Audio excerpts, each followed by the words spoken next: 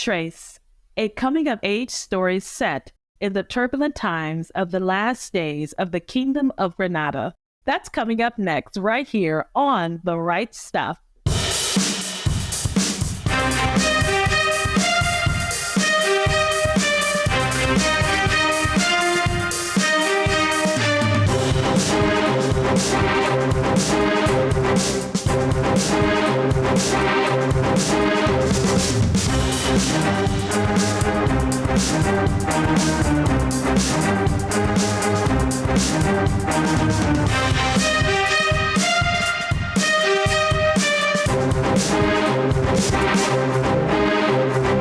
Hi, and welcome to The Right Stuff. I'm the Queen, Parker J. Thank you so much for joining me. Today, we're going to be talking to my returning guest co-host and contributor today, Colin Clark. He is the author of this book called Trace. And let me tell you, dear listener, you are going to love this one. If you love historical fiction, if you love literary fiction, if you love them both together, Trace is the one for you. I can't wait to tell you more about it in just a few moments.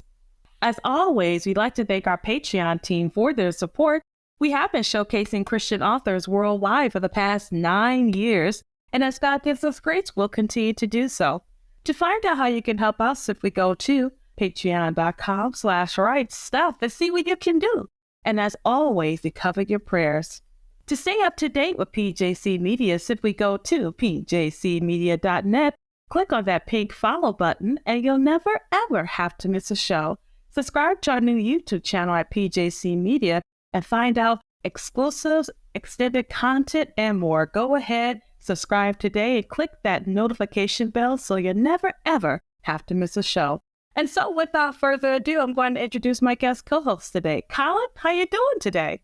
Doing great, Parker. How are you? I am fine. Thank you so much for being with me again this time. It's been a minute since you've been on a show.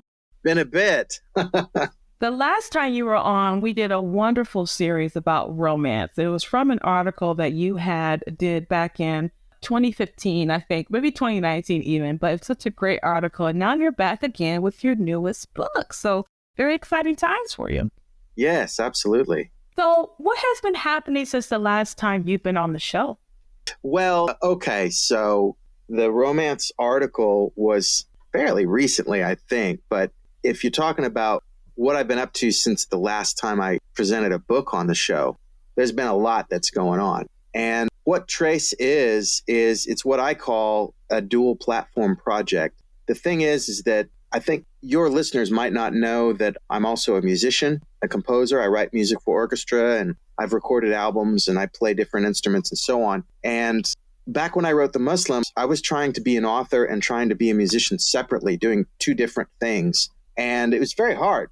Not only do you have to do both of those things, you have to promote both of those things. And if you're trying to promote two different things on two different platforms, it's very hard. And I finally hit on the bright idea of, hey, why don't I combine them, combine writing and music? How can I do that? How can I write a book that I could write music to? What would that even look like? And that kind of is how Trace came about, actually. And I should let our listeners know, I had the opportunity to read Trace in its infancy, if you will. So I read one of the earlier drafts of the story.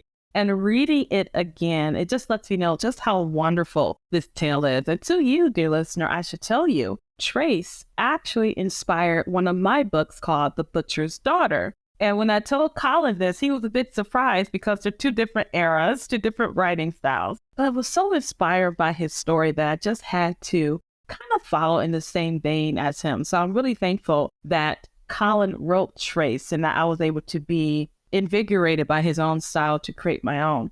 And that's a fantastic book. That's a fantastic book. You need to plug that book, Parker. I don't know who's interviewing you, but I loved that book, and just the amount of research I had to do was really good. And it's probably, like I said, it was from reading Trace and being in an era I was not very familiar with and being surrounded by cultures I'm not familiar with, particularly in a historical context, really inspired me to do something similar. I wanted to write something that a lot of people didn't know anything about. And with the Kingdom of Granada, it's not something you talk about every day. No, but the historians will say that The Middle Ages ended with the Battle of Bosworth Field in England in 1485, when the forces of Henry Tudor defeated the forces of Richard III over in England. And that's nice, and that's a great story, very climactic battle. But to me, personally, if I could object to the consensus, to me, the fall of Granada in 1492 really defines the end of the medieval era, more than the Battle of Bosworth Field. When Granada fell, Spain became a nation, right? That's the political reality that separates the Renaissance from the medieval world. Nation states instead of principalities and rulers with lands all over the place, this sort of patchwork of medieval Europe. Now you have this unification under a single culture and a single language. That's what happened when Granada fell. So let's talk about Granada for a minute. What is the political, historical background of Granada? Fascinating. I'm going to start gushing about my own. Gush away. That's the whole point. Here's the thing. If you go into history a little bit, you're going to hear about some Spanish history. You're going to hear about something called the Reconquista. The Reconquista is when the Spanish Catholic Christians began to push back the Arab Muslim invasion that had to happen centuries before.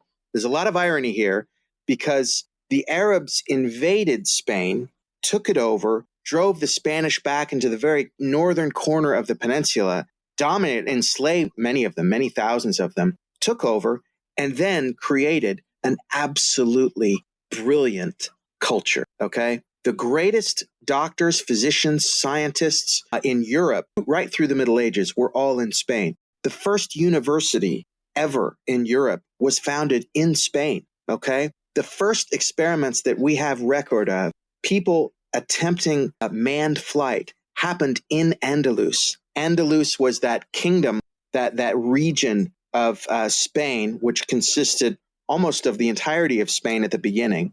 That's Muslim Spain. Andalus is Muslim Spain, and it was a brilliant culture. It was militaristic. You know, they conquered and they drove the Spanish out of their homes, or they took over and sort of made them subservient to them. But then they created this brilliant civilization. And within this civilization, there was a degree of tolerance and interplay between the Christian faith, Christian civilization, Jewish faith, Jewish civilization, and the Muslim faith, Arab civilization.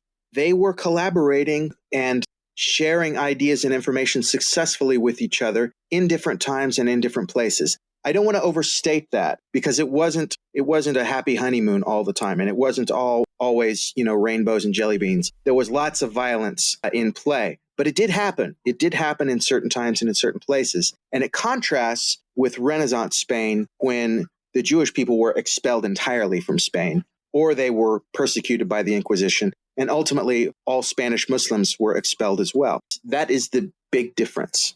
So what time period are we looking at when we talk about the... So I just kind of laid out the basic picture of the Reconquista there. The Spanish gradually began to push back at the Arabs, and begin to drive them back and begin to kind of reconsolidate their control over the peninsula. The irony of Granada is that Granada was not a Spanish place that got taken over by the Arabs. In other words, Granada was not founded by the Christian Spanish people, okay? It was actually founded, there's some confusion, but it was either founded by Jewish people or it was founded by the Muslim rulers of the area, or a combination of the two. And the irony of this, Parker, is that Granada at the beginning was explicitly created to be an ally of Castile, which was the dominant Catholic Spanish kingdom. So for a long time, you have this Muslim Arab kingdom, Granada, that is in alliance with Castile. So when Castile went to war, Granada would go to war and fight alongside Castile against Castile's enemies. So we're talking about Christians and Muslims in a military alliance together, fighting sometimes against rival Muslim kingdoms and sometimes against rival Christian kingdoms. But they're in alliance together. And then as things happen in the Middle Ages, gradually the alliance soured and they became enemies. Until you get to the point, the period that is depicted in the book, the late 1480s and into 1491 and 1492, when Castile has decided to conquer Granada, take it over, and claim it for Spain.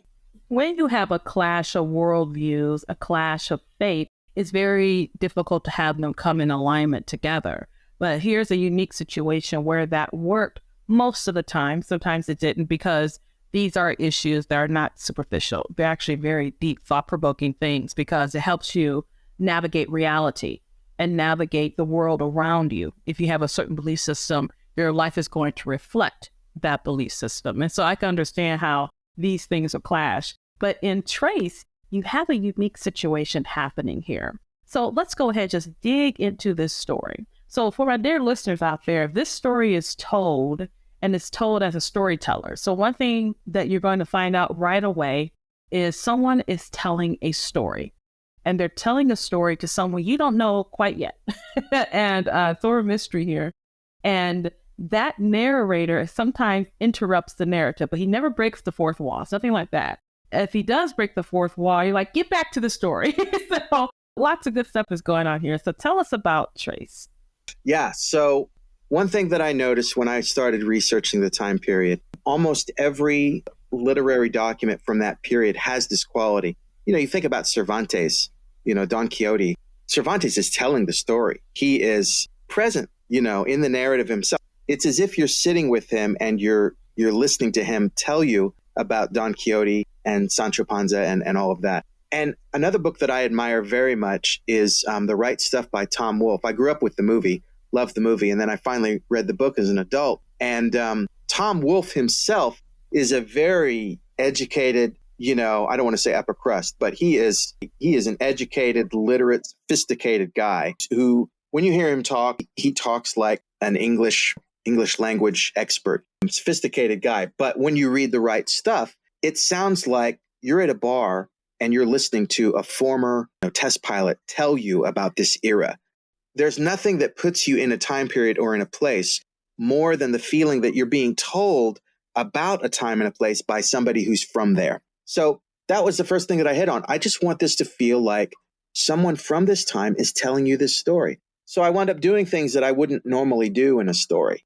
He weighs in more on stuff. He says, this is how this was, and this is what I think, in a way that maybe a modern sort of transparent narration wouldn't have done. Plus, there's the element of eavesdropping onto a conversation, because the narrator directs all of his conversation to Miguel, who is the one that is the story is being told to. And then it's interspersed with epigraphs. And these epigraphs are actually quite important to the narrative, even though they don't seem as if they have anything to do with it. Tell us about the epigraphs. The epigraphs. Okay. So I'm just gonna, this is a little Easter egg for the listeners and for the future fans of Trace who are reading this as it comes out. I came into a serious problem at the end of book 3, in the climax of the whole story. There was a historical character. This is a real person, Gonzalo de Cordoba, who is known to Spanish history as El Gran Capitan, and that means the great captain. He's a hero of Spanish history. He was instrumental in the final days of Granada. He fought in those battles. He fought against Granada. He did other things after that. And the need to kind of root my story in actual history, I decided to bring him into the story. Well, he comes in the last chapter of the story, and he plays a critical role in the whole way that the story ends, the way that the whole thing is wrapped up. And what I found in the first draft through was, oh my gosh, all of a sudden I've got to lay down, I've got to explain Gonzalo de Cordoba, and I've got to tell everybody who he is and why he's here, what he's done and what he thinks.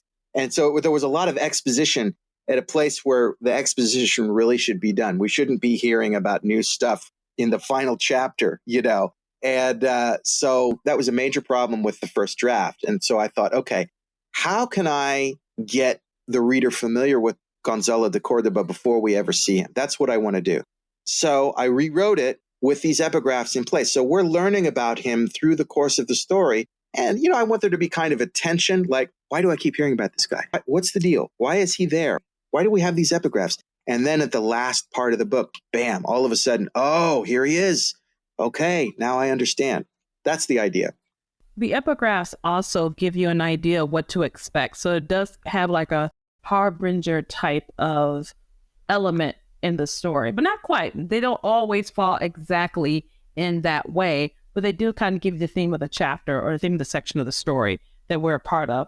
Now, throughout the story, we're following the exploits of a little boy, and his name is Ruy Diaz. That's right. And Ruy Diaz is about 10 years old when we first meet him, and he's with his rather interesting, complex father, and his name is Tomás. Tomás Diaz. Tomás is an interesting character. He's very much a dynamic part of Ruy's life, as any father should be. And he helps shape Ruy into the young man he is, but in a very unique way. So tell us a little bit about Ruy, and then contrast that with Tomás's disposition.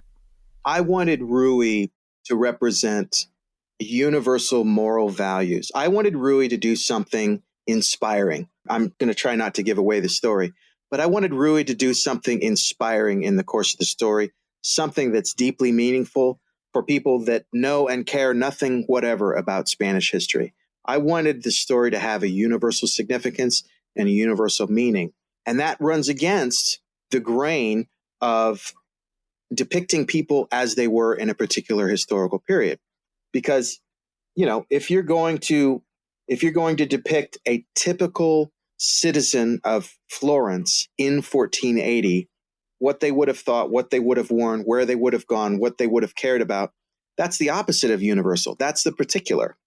So the challenge is, first of all, to explain how it's possible that Ruy Diaz could have done something very sort of outside of the norms of his culture, right?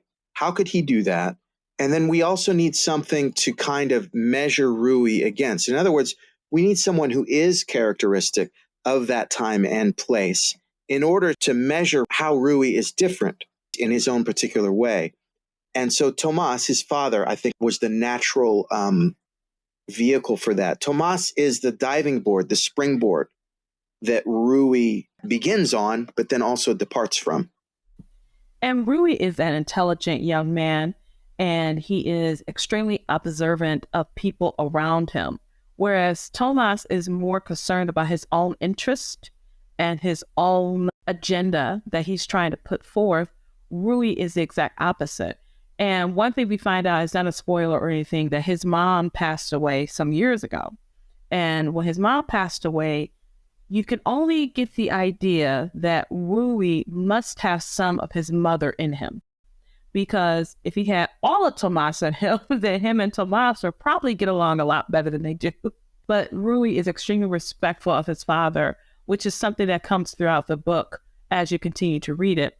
And one thing is that because you're reading the book through the eyes of a child, there are some things that aren't quite clear.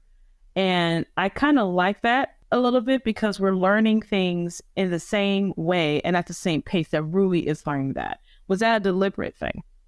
Absolutely. The beginner's mistakes of historical fiction are having someone stand up and say, well, as you know, character number 2, we here do this and we do that, such and in such a way. How do you get across the idea of how things were, and how do you depict that in an experience when everyone is already accustomed to this very strange, very foreign world from our point of view? Well, the great thing is, and I think Steven Spielberg figured this out a long time ago, kids are fantastic. If you can work kids into your historical narrative, they're discovering their own world, and you can discover the world along with them. And it's not out of place, because that's what we do as children. We're learning to navigate the world. And navigating that world becomes an important part of Bruges, which is a Flemish town. And he has been in this town for a very long time. But his father always hints that they're going to go back to Spain. They're going to go back to Spain. And Spain is nirvana. It is heaven. It is the best place ever that Ruy has been taught. But when he goes on this journey, he learns that what he has been taught, what his fantasies are, do not correspond to real life. And I think when he does this, it's a really interesting dynamic, because we learn that the world is not what we think it is. And I think every child struggles with that. So you have this childlike attitude that meets real world consequences. So there's a lot going on with Ruy here. Now, dear listener, there's more to this story. And as Colin mentioned earlier in our broadcast, he's also a musician. So he created a wonderful concerto that goes along with the book Trace. Go ahead and tell us something about that. Yeah, well, that is the other half of the dual platform project that I'm trying out here. And actually, so, in music, we talk about there's a thing called programmatic music, and that's where you write music based on a story. But I actually did the opposite. I wrote a story based on music.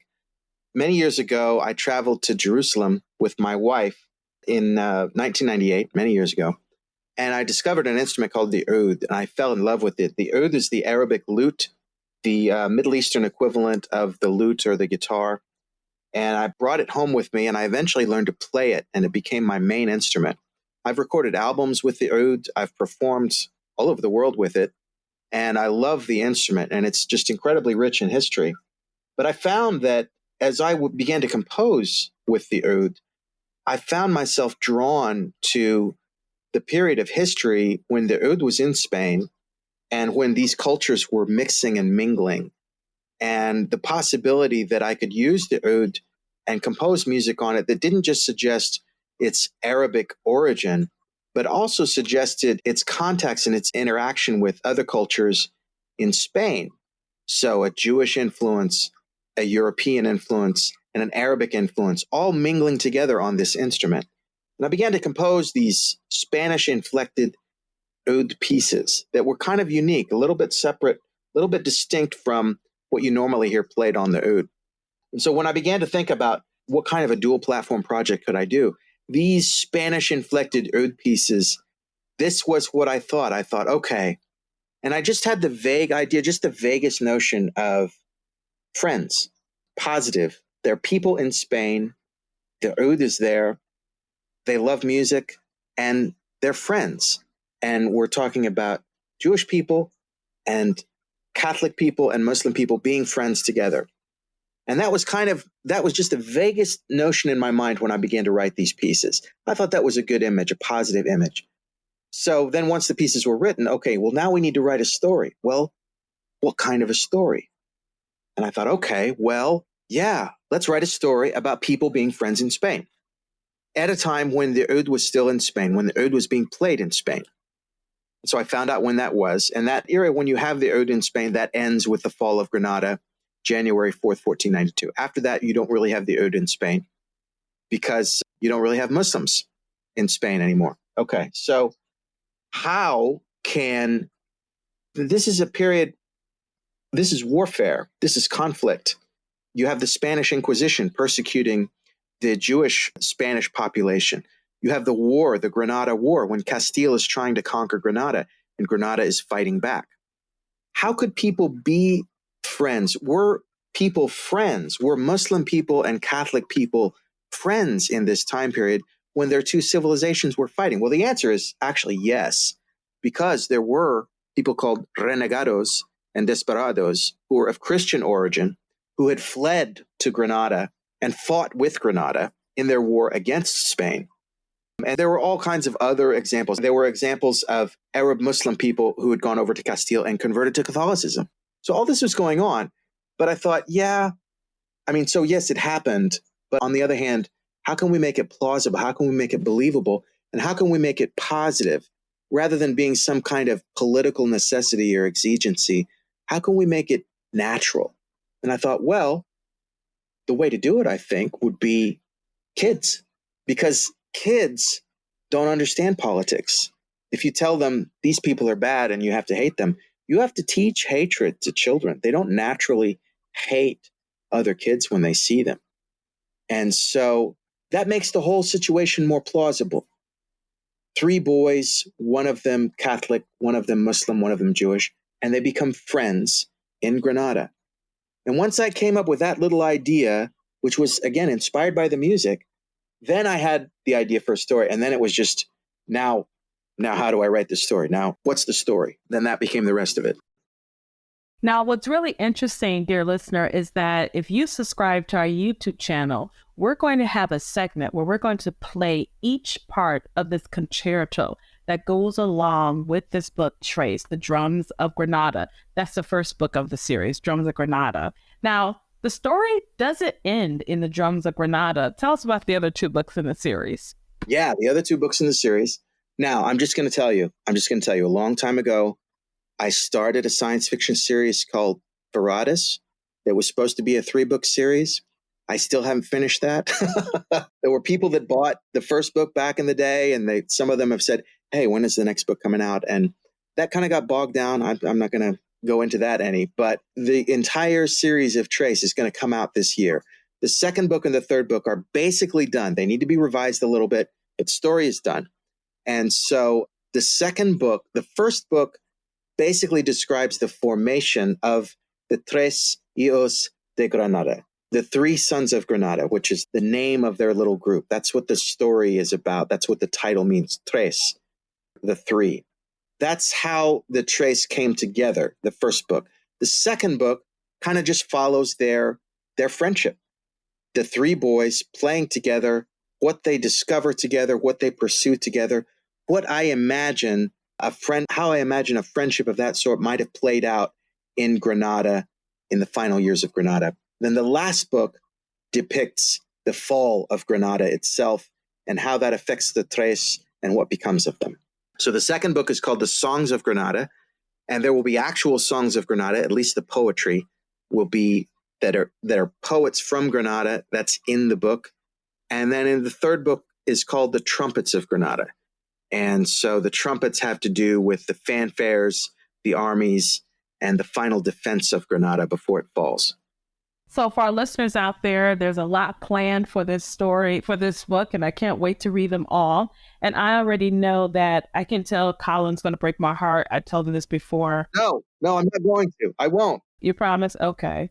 But I don't know. No, you can't promise that. There's no way you can promise that. You're a writer. There's no way you can do that. Absolutely no way. What did you say? The pre-interview writers are sadistic? Yeah, writers are sadistic, quite much so.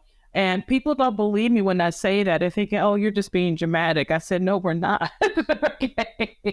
This is, for lack of a better term, writers do have, quote unquote, a God complex. And it's a rather unique trait to writers. Painters have their own quirks, and singers have their own quirks, and musicians have their own quirks. You know, Colin's hit with both because he's a musician and a writer, so he gets it. No. And so I'm looking forward to reading the rest of the series. Can neither confirm nor deny my statement in this particular instance. In this instance, yeah, because something will happen. And just as inspiration, you'll go, you know what? It's better just to stab her in the heart right now. Make Parker cry. It's better for the story. That's what you'll say. You'll say something like that. It's better for the story if I stab her in the heart here. So I can't wait to read the rest of the series, Colin. Now, if people want to connect with you, where can they find you online? So I have a somewhat semi-dormant author page on Facebook that I'm going to be ramping up. But I have a channel on YouTube that I've been building this year. And the primary purpose of the channel is to promote Trace.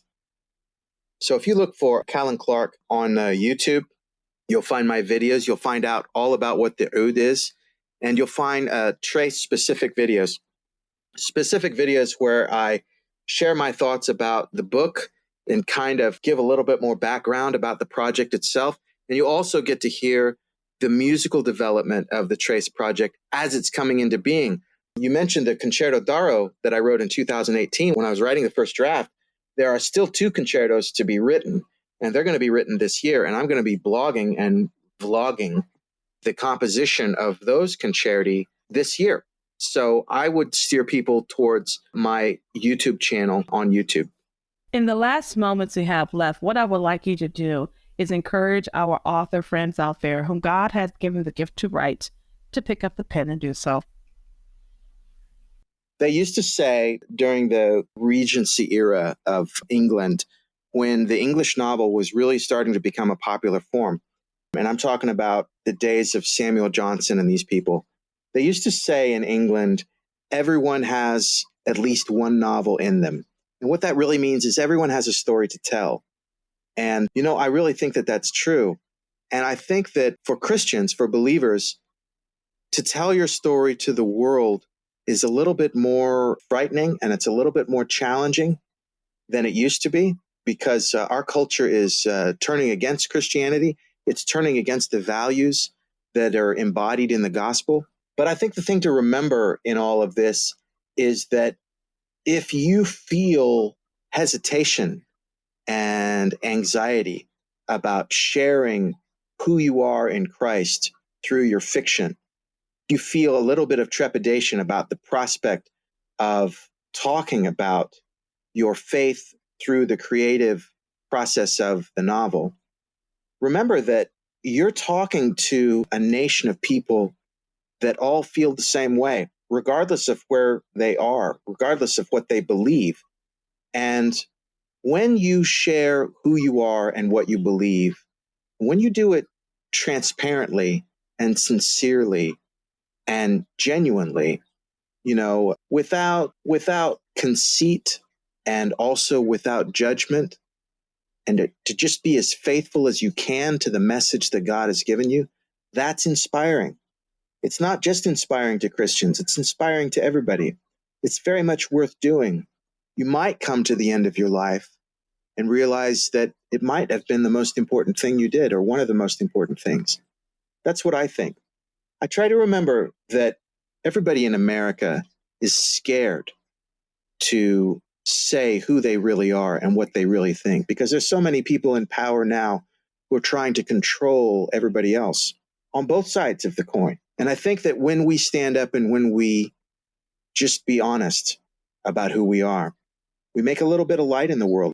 We demonstrate freedom, and in demonstrating freedom, we make freedom a little bit more possible. So that's what I would say. I can't think of a better way to end the show today. And those are just wonderful words of inspiration. And to you, dear listener, make sure you go to our YouTube channel, because we're going to have a special segment where we're going to be listening to the concerto that goes along with Trace. Make sure you go ahead and get your copy today. Colin, thank you so much for being with me on the show. And I really enjoyed having you. Can't wait to have you back, and have you back real soon. Thank you, Parker.